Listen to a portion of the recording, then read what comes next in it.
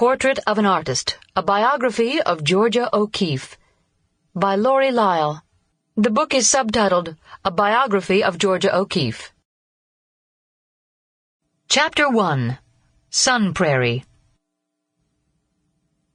Late in the autumn of 1887, the Sun Prairie Countryman, a rural Wisconsin newspaper, briefly noted that a baby girl had arrived 2 days before, on Tuesday, November 15th, in the farmhouse of Ida and Francis O'Keeffe. The birth, assisted by a country doctor in the O'Keeffe home, was the second for the young couple.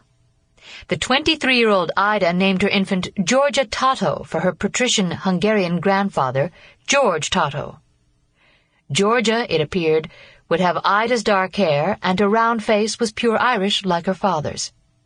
The variegated pigment of her eyes suggested the mingled bloodlines of brown-eyed maternal forebears and blue-eyed paternal ones. Georgia was born into a rapidly industrializing world. The country's longest suspension bridge, linking Brooklyn to Manhattan, had recently opened, and the Eiffel Tower in Paris was still under construction, due to be completed in 2 years. The American government in Washington, under the reformist leadership of President Grover Cleveland, was attempting to exert some control over capitalist monopolies and to bring order to the grim, oppressive factories, where immigrant laborers often erupted into violence and strikes. But in the western part of the country, the last great Indian War was still to be fought against federal troops.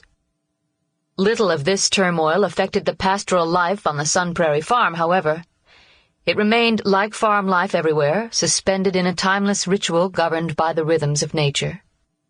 The newborn baby was kept indoors during the long, dark, icy northern winter. When the snow finally melted, the sunlight became warm, and the prairie was touched by the bright green of spring. Georgia was carried outside for the first time. She was placed on a handmade patchwork quilt, spread on the new grass and propped up by pillows.